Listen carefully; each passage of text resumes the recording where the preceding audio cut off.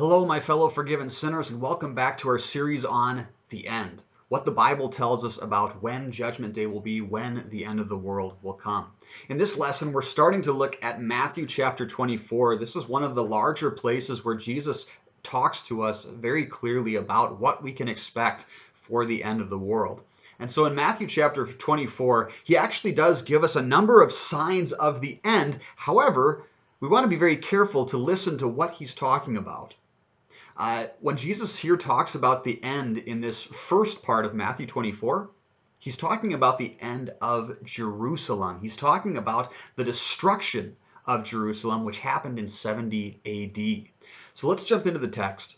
In Matthew chapter 24, if you take the context into consideration, you look at the chapter just before, we see Jesus calling out woes against those religious leaders of the Jews, those who should have known the will of God, who should have welcomed Jesus as the Messiah, who should have been totally on board with the salvation that Jesus was working to bring to the world. But they were not. They opposed Jesus at every way. They opposed God's salvation in every way they could. And so Jesus is furious that the worship of the true God, the temple worship in Jerusalem, has become such a disaster. It has become such an abomination compared to what it was supposed to be. Jesus is furious. And so he speaks these harsh woes, this harsh judgment on those religious leaders, those people who hardened their hearts against God and against his will for us all to be saved. And so Jesus, in the beginning of Matthew 24, Jesus leaves the temple and he's walking away, and the disciples call him and say, hey, check out the temple here. Check out these buildings. Look at how amazing this all looks, right? And Jesus is furious at that, you can imagine. Instead, Jesus answers them. He said, do you see these things? Truly, I tell you, not one stone here will be left on another. Every one will be thrown down. Next, we read that as Jesus was sitting on the Mount of Olives, Jesus must have marched off in a huff or something, furious at the whole situation. But the disciples come to Jesus and they say, tell us, when will this happen? They're talking about the destruction of Jerusalem, right? When will that happen? And then they ask, and what will be the sign of your coming and of the end of the age? So they're really asking two things, but they think it's one question here, right? They're asking, when will the Temple Mount be destroyed? And when will be the end of the age? When will be Jesus coming? And the disciples, they probably likely cannot imagine a world going on where the Jewish worship customs are not able to continue. Again, that had been so connected to the worship of the true God for so long. It must have been terribly difficult for them to imagine a world without that regularly happening, like it is the world that we live in here today, right? The temple has been destroyed. The Jews don't have it back right now, right? They are not able to worship the way God laid out for them to do so in the Old Testament. And so Jesus begins to answer their question. He begins to tell them when these things, again, that's the destruction of Jerusalem, when these things will happen. And then later on, Jesus explains when the end of the world will be, when his second coming will be.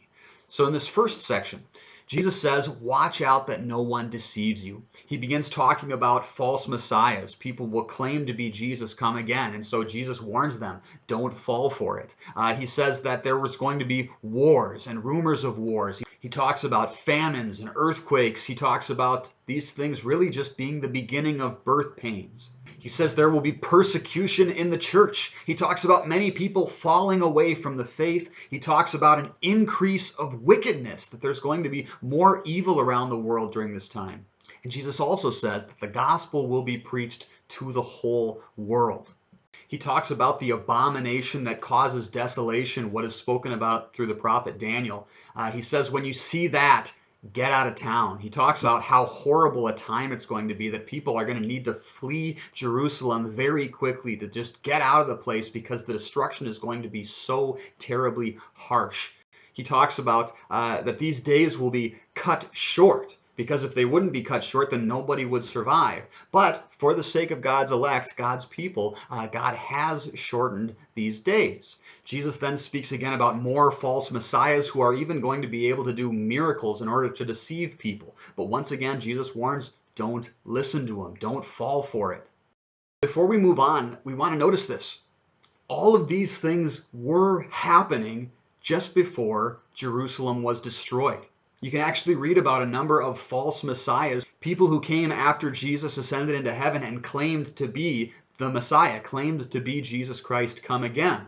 But they were liars. They weren't actually Jesus come again. And so God's people didn't fall for it, at least those who believed what Jesus said here. And so, again, we want to notice this. In those days before the destruction of Jerusalem, there were all of those natural disasters Jesus talked about. There were wars. There was nation rising against nation. In fact, you can read in the history books about how absolutely deplorable people were in those days. There was this increase of wickedness. It was seen as just absolutely the worst time in history at that moment, right? And so people recognized exactly what Jesus was saying. Furthermore, as far as Jesus' words about the abomination that causes desolation, at that time, just before the destruction of Jerusalem, the Zealots, that was a political group that really wanted the Jews to be free from Rome, they took charge of the temple and they allowed pagan practices to go on in that temple. So that was a clear message to all of the believers in Jerusalem at that time to get out of there, to leave the city, because they knew the city was going to be destroyed then.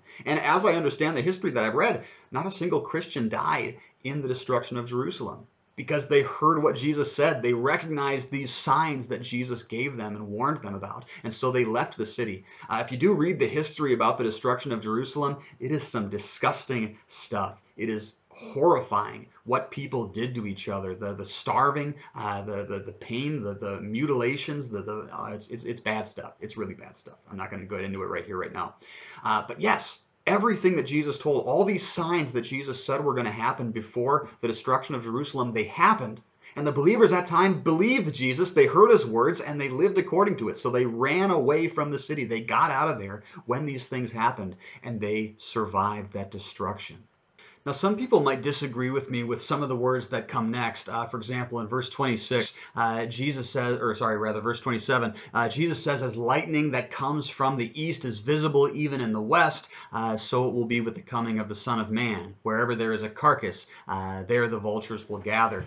Jesus says in verse 29, immediately after the stress of those days, the sun will be darkened and the moon will not give its light. The stars will fall from the sky and the heavenly bodies will be shaken. Very clearly, these signs in the very heavens themselves. It seems like those things haven't actually happened. However, these words come to us from the Old Testament, from many of the prophets back then.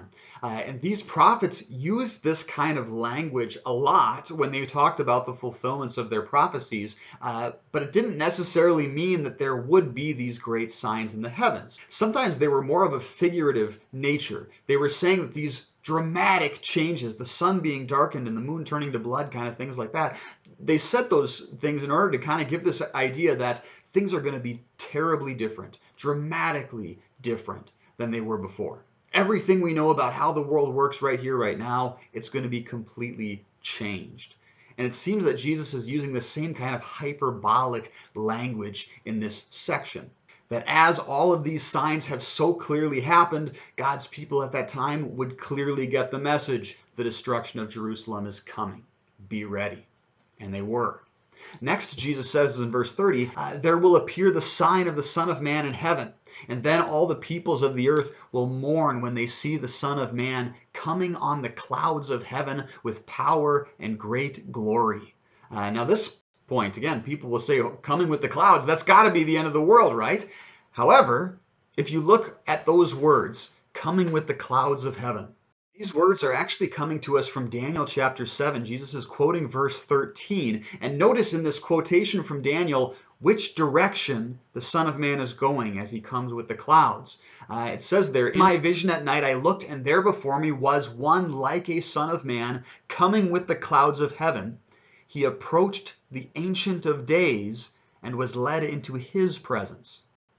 Now, does that sound like Jesus is coming to humanity, or does that sound like Jesus is returning to heaven to sit at the right hand of God the Father? Jesus is ascending into heaven. When Jesus is coming with the clouds, that's his ascension. This is the sign to the entire world that Jesus now reigns, that he has all power and authority. And so Jesus continues in Matthew 24, verse 31, he will send his angels with a loud trumpet call, and they will gather his elect from the four winds, from one end of the heavens to the other. Throughout all of these last days that we're in right now, certainly God is gathering his elect, gathering his people together. And even in those days, the gospel was going out. It was proclaimed to the entire world. It wasn't a secret anymore. It was out there. The word was there. People could hear it, people could find it, people could believe it. Jesus continues on giving the sign of the fig tree that you can tell the seasons changing as you look at the leaves of a tree, right? And so Jesus says, so in the same way, when you see all these signs, know the destruction of Jerusalem is coming. Then Jesus says very clearly in verse 34, truly I tell you, this generation will certainly not pass away until all these things have happened. Now, if Jesus was saying this is all supposed to happen at the end of the world, then Jesus is wrong.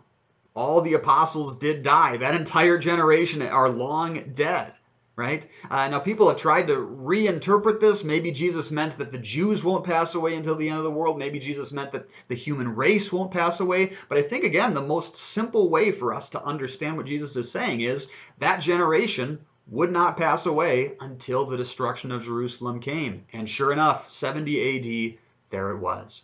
So this is the point for this video right here. The signs that Jesus talks about in the beginning of Matthew 24 are signs of the destruction of Jerusalem. And therefore, we should not apply those signs to the end of the world. Later on in Matthew 24, Jesus is going to make that very clear. We'll see that in the next video. But these are not signs that we should expect to herald that the end of the world is going to come. Now, there's going to be a little bit of an echoing here, some like ripple effects, right? We can expect to see the natural disasters that Jesus talks about. We can expect to see a famine. We can expect to see the world not having enough things. We can expect to see false messiahs, people claiming to be somebody special when they are not. We can expect people to fall away from the faith. We can expect people's love to grow cold. And we can also expect the gospel to be preached throughout the entire world. But we should not make it seem like God cannot end the world anytime because maybe he hasn't brought the gospel to every single human being on this planet just yet. Or we should not expect that God cannot end the world because, well, somebody did something nice for me, so clearly it's not as bad as it could be, right? Those were signs of the destruction of Jerusalem. They were fulfilled. Jerusalem was destroyed.